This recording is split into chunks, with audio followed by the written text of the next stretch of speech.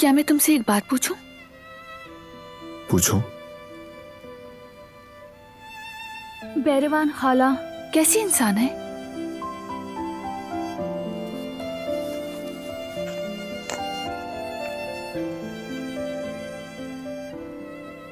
खाला, क्या बताऊं तुम्हें,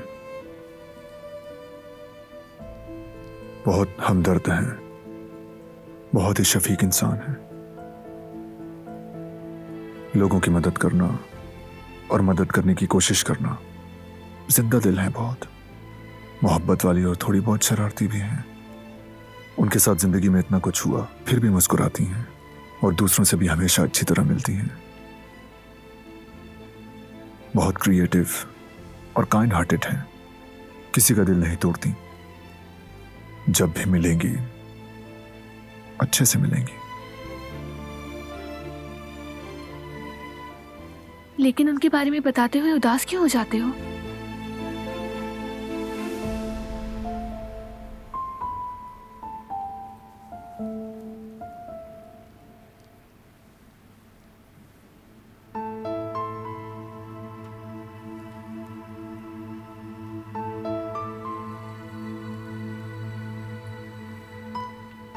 बैरवान खाला वो इंसान है जो हमेशा पॉजिटिव रहती है, लेकिन ऐसा करने पर उन्हें हमेशा मायूसी होती है। मैंने कदर आपा से सुना था, जिससे प्यार करती थी उन्हें मजबूरन छोड़कर जाना पड़ा। जब वो जवान थी, मार्दिन में काम करने वाले एक नौजवान से उन्हें मोहब्बत हो गई थी। वो दोनों बहुत मोहब्बत करते थे। उन्होंने उस बारे में सबको बता भी दिया था, लेकिन फैमिली के ना मानने की वजह से वो दोनों एक साथ भाग गए। बैरवान खाला ने आजाद साहिबा से भी शेयर किया, एक बहन होने की हैसियत से। लेकिन यहां तक कि इस उम्र में भी रिवायात, फैमिली का नाम, उनकी इज्जत सबसे ज्यादा अहम थी दादी जान के लिए।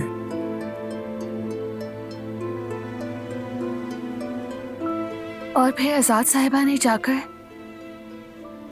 उनका वो प्लान सबको बता दिया ताकि फैमिली की इज्जत बचा सकें। और फिर एक बड़ी उम्र के आदमी से उनकी शादी करवा दी गई, जिसने उनकी जिंदगी जहन्नुम बना दी। वो बहुत बुरा आदमी था।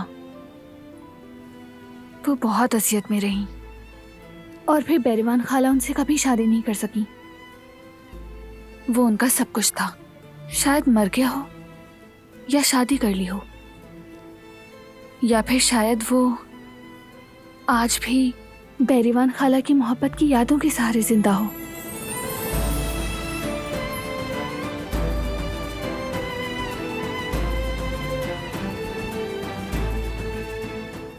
तुम इतने चुप क्यों हो?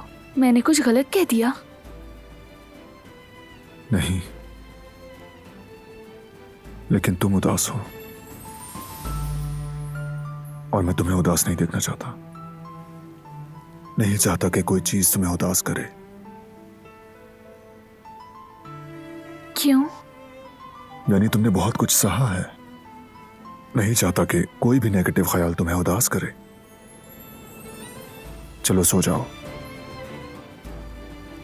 शब बखैर। शब बखैर।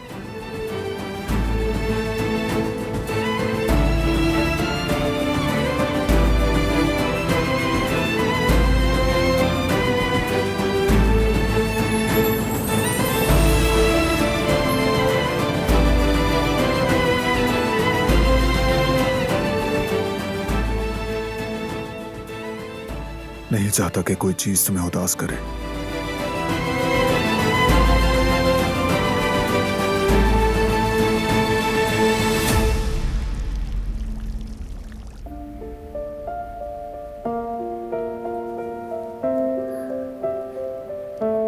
मत करो,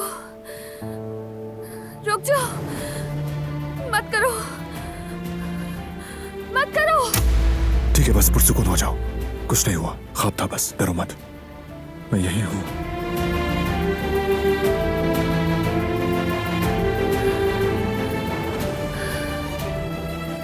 चलो लेट जाओ।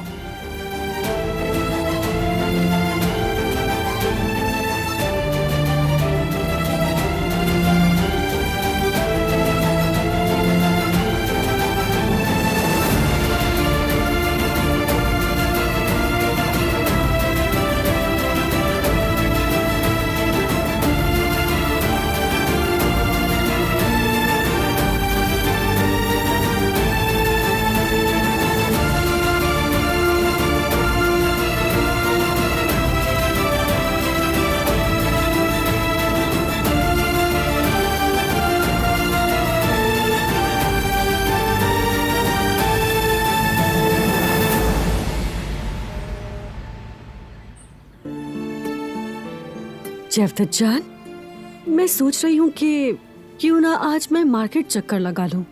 यामुर के लिए कुछ जरूरी चीजें लानी है। उसके पास टी शर्ट्स नहीं है, मतलब जरूरत के कपड़े नहीं है।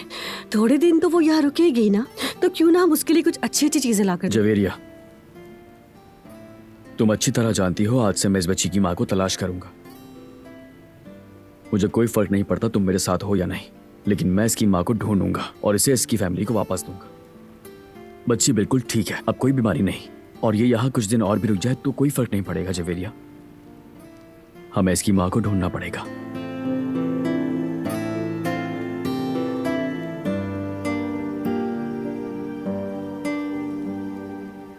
उफ जिहान, अब बस भी करो। आखिर कब तक तुम उसी टॉपिक पर बात करते रहोगे? नहीं कर सकता मैं। तुम्हें अंदाजा भी है तुम्हारे साथ कितनी नाइंसाफी की उन लोगों ने, और मैं जानता हूँ तुम्हें नाइंसाफी से नफरत है। मैं ये सब देखते हुए आराम से नहीं बैठूंगा, और तुम क्यों बर्दाश्त कर रही हो ये सब, मेरी समझ में नहीं आ रहा। मुझे किसी के सामने खुद को साबित करने की जरूरत नहीं है। तो फिर सारी जिंदगी इसी तरह चोरी का इल्जाम बर्दाश्त करती रहना, ठीक है? बात सुनो मेरी, लोग इस तरह बहुत बातें बनाएंगे। अपने लिए चोर सुनना अच्छा लगेगा तुम्हें? और स्कूल में क्या होगा सोचा है तुमने? वहां सबको पता चल गया तो? मुझे परवाह नहीं, कोई कुछ भी कहता रहे। अगर ये मामला स्कूल बोर्ड तक चला गया ना, तो तुम्हारी लाइफ तो गई। इसीलिए समझो मेरी बात को, तुम्हें अपनी बेगुनाही साबित करनी होगी। मैं कुछ नहीं चाहती, बस बहुत हो गया। थोड़ा कुछ पढ़ भी लो जिहान।